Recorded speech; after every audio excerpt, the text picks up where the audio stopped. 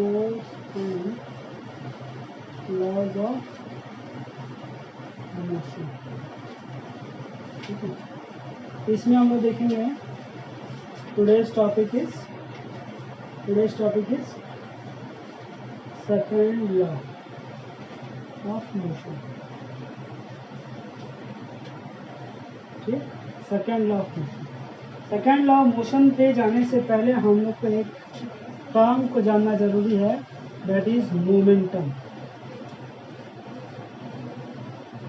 ठीक है, क्या टर्म है? मोमेंटम। देखो मोमेंटम का सिंबल होता है P, स्मॉल p। ठीक है, मोमेंटम का सिंबल होता है P, small p। And momentum को अगर हम लोग डिफाइन करेंगे, it is the product of mass and velocity. ठीक है, मोमेंटम को अगर हम डिफाइन करेंगे तो मोमेंट का सिंपल डिफिनेशन होता है, it is the product of mass and velocity of a moving object. Then अगर इसको हम लोग रिप्रेजेंट करेंगे फॉर्मूला के हिसाब से, तो P, स्मॉल p, याद रखना कैपिटल में, small p is equal to m into v। ठीक है, m इंटू v, और हम इसको ऐसे लिखते हैं m v, where m is मास को हमेशा इन kg रखना है, एंड v इज क्या? वेलोसिटी। याद रखिए v क्या है? वेलोसिटी। इसका ऐसा यूनिट मीटर पर सेकेंड। ठीक है, तो this is our today's topic. We are going to start the second law of motion. That and first of all we have to understood about the momentum. Momentum क्या होता है? Momentum is the product of mass and velocity. एक quantity है which is defined by the और which is obtained by the product of mass and velocity. ठीक है, product of mass and velocity is called momentum. अब देखो momentum का second law से क्या रिलेशन है। जैसा कि आपको हमने लास्ट क्लास बताया था कि एक कंडीशन है, सिचुएशन है, एक कार, ठीक है, कंडीशन देखो, एक कार है, वो कार का स्पीड है आपका, suppose the car has a speed of car with velocity कितना है? सपोज हमने बोला 3 किलोमीटर पर आवर। देखो 3 kilometre per hour is very negligible speed, मतलब आप कार को बस हल्का सा 4 आदमी 5 आदमी मिलकर धक्का लगा दें तो उतना स्पीड ऑब्टेन होता है। ठीक है, देन वहीं पे हमने एक बात किया कि truck with velocity 3 kilometre per hour, दोनों का वेलोसिटी क्या है? सेम है। ठीक है, लेकिन अगर हम कार और ट्रक का मास को अगर ऑब्जर्व करेंगे तो कार और ट्रक का मास में आपको बहुत डिफरेंस मिलेगा। ठीक है, इसका आपका अप्रोक्सीमेटली जो है कि वजन आएगा अराउंड 1 टन। ठीक है, 1 टन के आसपास, दैट मीन्स 1000 kg। और इसका अप्रोक्सीमेटली आपके पास जाता है ऑन द वैरायटी, अगर हम लोग लिस्ट भी लेके जाएंगे तो अराउंड 9 टन। ठीक है, मिनिमम 9 टन का एक ट्रक होता ही है ऑलमोस्ट। तो देखो दोनों में क्या डिफरेंस है? दोनों का स्पीड सेम है but the masses are different. तो सपोज एक कार एक बच्चे को या एक पर्सन को, एक अडल्ट को 3 किलोमीटर पर आवर का स्पीड से मूव कर रहा है कार, और उसको जाके स्ट्राइक करे, उसको धक्का लगाए, तो क्या होगा? अगर उसको स्ट्राइक करता है तो पर्सन जो हो सकता है कि सामने थोड़ा सा गिर जाए। ठीक है, लेकिन उसको उतना ज़्यादा इंजरी नहीं आएगा। समझ में आया? क्यों नहीं आएगा? क्योंकि कार का केस में अगर आप मोमेंटम चेक करेंगे तो मोमेंटम क्या है कार का? m into v. यहाँ पे ये जो m है मास ऑफ कार, ये क्या है? अप्रोक्सीमेटली 1 टन, लेकिन v तो दोनों केस में सेम है। अब वहीं पे यही केस में उसी पर्सन को ये ट्रक अगर स्ट्राइक करे तो क्या होगा? अगर ये ट्रक स्ट्राइक करे तो वो पर्सन का कंडीशन क्या होगा? वो पर्सन को ज़्यादा इंजरी आएगी। क्यों आएगी? That is due to the high momentum of truck. समझ में? अगर इसको P1 लेते हैं, इसको P2 लेते हैं, तो क्या हो रहा है? इन दोनों केस में आप ऑब्जर्व करेंगे कि P2 is greater than P1। That means हम बोल सकते हैं कि momentum of the truck is more than the momentum of car. इसी के कारण क्या होगा कि ये जो ट्रक है, ये ट्रक उस पर्सन को ज़्यादा डैमेज पहुंचाएगा as compare to this car. समझ में आया? ठीक है। अभी इसी के बारे में सेकंड लॉ स्टेटमेंट देता है। ठीक, तो सेकंड लॉ क्या स्टेटमेंट देता है? अब हम लोग आ जाते हैं सेकंड लॉ के ऊपर। What it states. ठीक है, क्या स्टेटमेंट है सेकंड लॉ? सेकंड लॉ का स्टेटमेंट बोलता है कि this rate of change of momentum, ध्यान से सुनना, rate of change of momentum is directly proportional to the unbalanced force. ठीक है, सिंपल सा डेफिनेशन है। अगर आप लोगों को पूछा जाए what is state the second law of motion, तो आप डायरेक्ट बोलेंगे the second law of motion states that the rate of change of momentum is directly proportional to the unbalanced force and the change in the direction will be in the direction of unbalanced force। ठीक है, ये आपका क्या है? Second law. तो अब ये जो सेकेंड लॉ है, ये second law is related to force. ठीक है, सेकेंड लॉ किससे रिलेटेड है? फोर्स के साथ। तो हम लोग ऑब्टेन करेंगे सेकेंड लॉ से, हमको फोर्स का फॉर्मूला मिलता है। कौन सा formula? F is equal to ma। ठीक है, F is equal to ma। ये हमको कहाँ से मिलता है? From the second law. ठीक है, अब हम इसको डेराइव करेंगे। We will derive how this formula is obtain. देखो ध्यान से सुनिए। ठीक है, सबको समझ में आ रहा है ना अभी?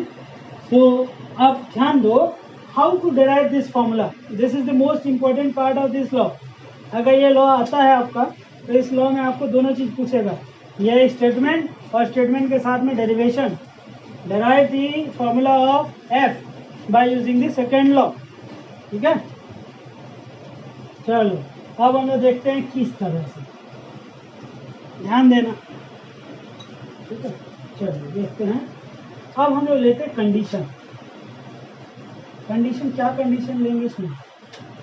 कंडीशन ऐसा है कि सपोज अ व्हीकल और a vehicle is moving with initial velocity. ठीक है, इनिशियल वेलोसिटी क्या होता है? u। ठीक है, initial velocity equal to u metre per second. Done. हमने बोला आफ्टर टाइम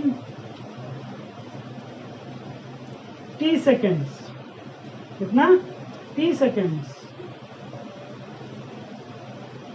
ठीक है, फाइनल वेलोसिटी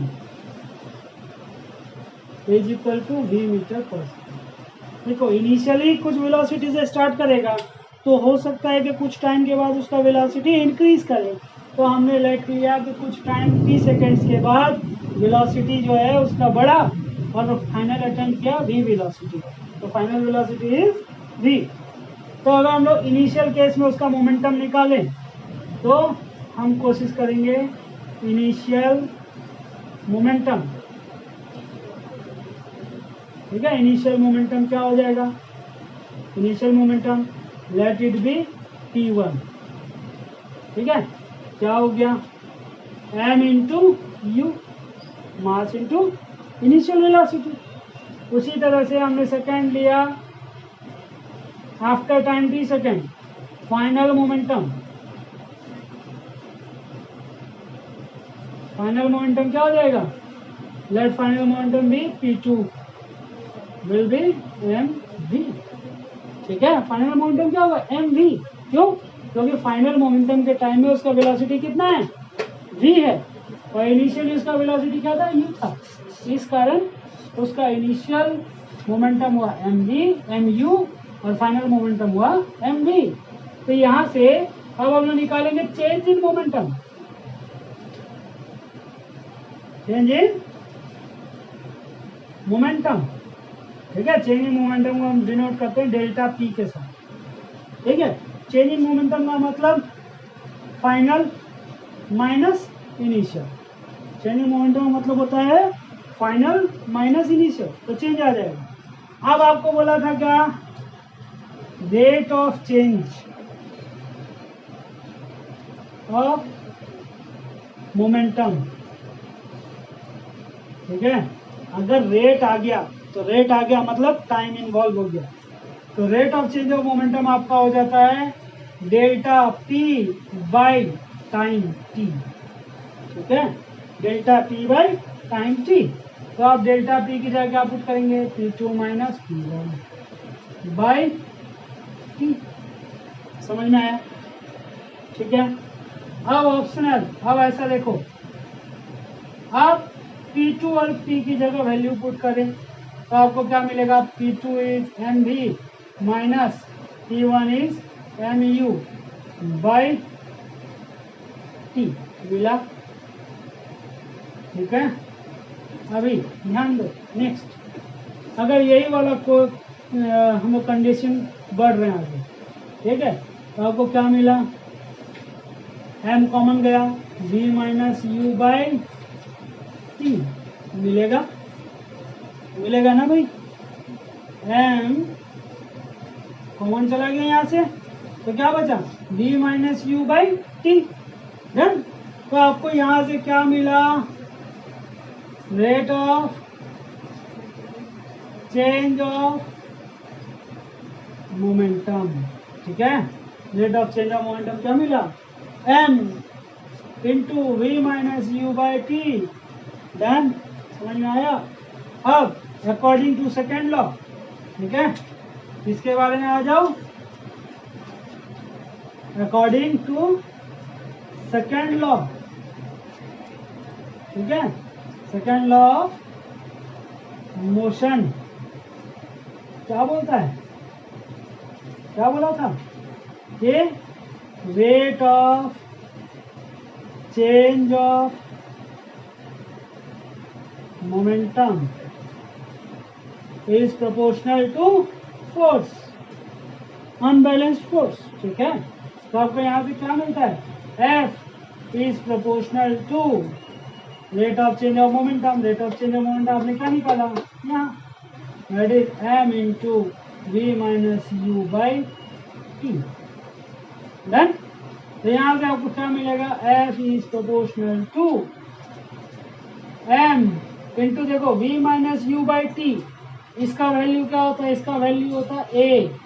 अब ये a कहाँ से आया, इसको हम बताते हैं शॉर्ट में, नीचे ध्यान देना a कैसे आया।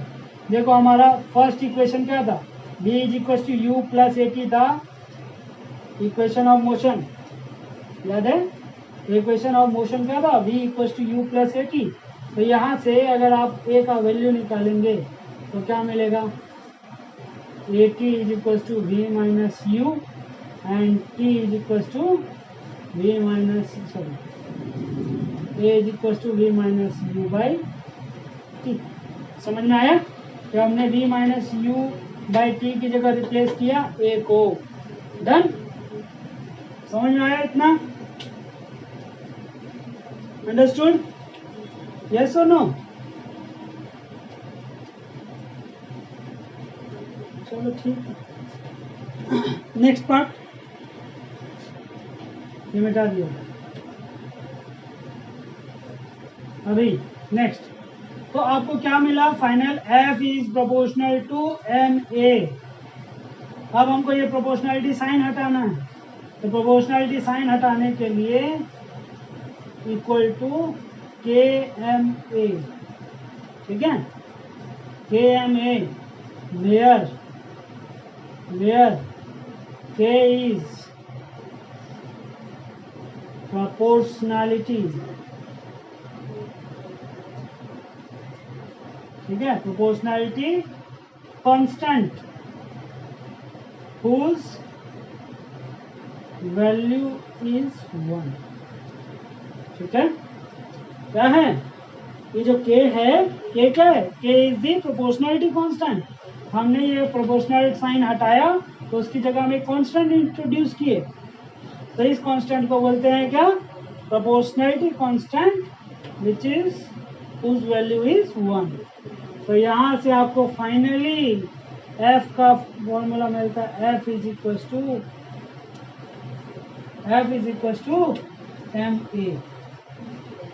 ठीक है, f is equal to ma। Done. ये है आपका derivation for f equal to ma by using the second law. इसके ऊपर बेस्ड आपको एक क्वेश्चन हमेशा मिलेगा, सो इसको ध्यान से देखें और हो सके तो स्क्रीनशॉट ले लें, ठीक है। Now there are many reasoning question based on this second law. Second law के ऊपर बेस्ड बहुत सारा रीजनिंग क्वेश्चन होता है।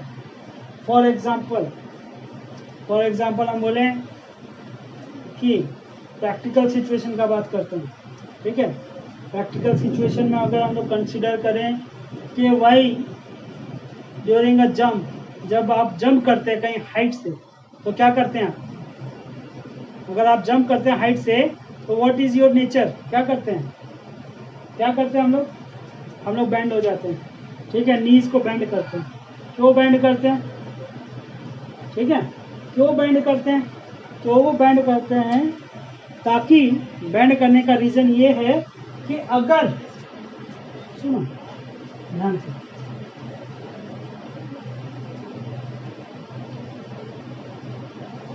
बेंड करने का रीजन क्या है, ध्यान से सुनना, इसको बहुत इंपॉर्टेंट पार्ट है। एफ इज इक्वल टू, हम बोल सकते हैं m into v minus u by t, ठीक है। ये टाइम ड्यूरेशन जो है, टाइम ड्यूरेशन, अगर ये टाइम ज़्यादा होगा, ये टाइम अगर ज़्यादा होगा तो ये जो फोर्स का अमाउंट है ये कम हो जाता है, इसको याद रखना। अगर टाइम ज़्यादा होता है तो फोर्स क्या हो जाएगा, रिड्यूस हो जाएगा। It may reduce obviously to many fractions, ठीक है, बहुत कम हो सकता है ये फोर्स अगर आप टाइम ड्यूरेशन को बढ़ाते हैं। और अगर आपने टाइम ड्यूरेशन को नहीं बढ़ाया तो ये फोर्स का क्वांटिटी बहुत ज़्यादा बढ़ जाएगा, ठीक है। तो ऐसा सिचुएशन होता है कि जब हम जंप करते हैं, हम नी बेंड करते हैं। क्यों बेंड करते हैं, नी बेंड करने से हमारा जो नी है, नी के ऊपर अगर हमने सडन चेंज किया मोमेंटम, हम मूव कर रहे हैं तो हमारा क्या होगा, अगर हमने स्ट्रेट खड़ा रहा, अगर हम स्ट्रेट खड़े रहेंगे तो हमारा नी के ऊपर जो चेंज इन मोमेंटम है वो बहुत सडन होगा। बहुत सडन होगा मतलब चेंज इन मोमेंटम का जो टाइम ड्यूरेशन है वो बहुत कम होगा। अगर टाइम ड्यूरेशन कम होगा तो क्या हो जाएगा, ये जो फोर्स का क्वांटिटी है, ये फोर्स का क्वांटिटी बढ़ जाएगा। समझ में आया? इसीलिए हम नी को बेंड करते हैं। नी को बेंड करने से क्या होगा, हमारा जो चेंज इन मोमेंटम है बॉडी का, चेंज इन मोमेंटम का टाइम ड्यूरेशन बढ़ जाएगा। और चेंज इन मोमेंटम का टाइम ड्यूरेशन बढ़ा तो ये जो फोर्स आ रहा है इसके ऊपर, हमारा नी के ऊपर, ये फोर्स कम हो जाएगा, ठीक है, ये फोर्स कम हो जाएगा। इस चीज को याद रखना, ठीक है। तो बेसिकली क्या होता है, इसमें एक ही रीजन आता है कि we increase the time duration to decrease the amount of force, ठीक है। समझ में आया कि अगर हम लोग को फोर्स को रिड्यूस करना है तो हमको चेंज इन मोमेंटम का टाइम ड्यूरेशन को हमेशा बढ़ाना पड़ेगा, ठीक है। मतलब अगर टाइम ड्यूरेशन सडन चेंज होगा, ठीक है, मोमेंटम अगर सडन चेंज हुआ, मतलब चेंज इन मोमेंटम में टाइम ड्यूरेशन बहुत कम होगा, तो जो फोर्स आएगा वो फोर्स बहुत ज़्यादा होगा। इस चीज़ को ध्यान में रख के हमारा रीजनिंग क्वेश्चन का सॉल्यूशन होता है। भाई बताओ, किसी को कोई डाउट है, प्रॉब्लम?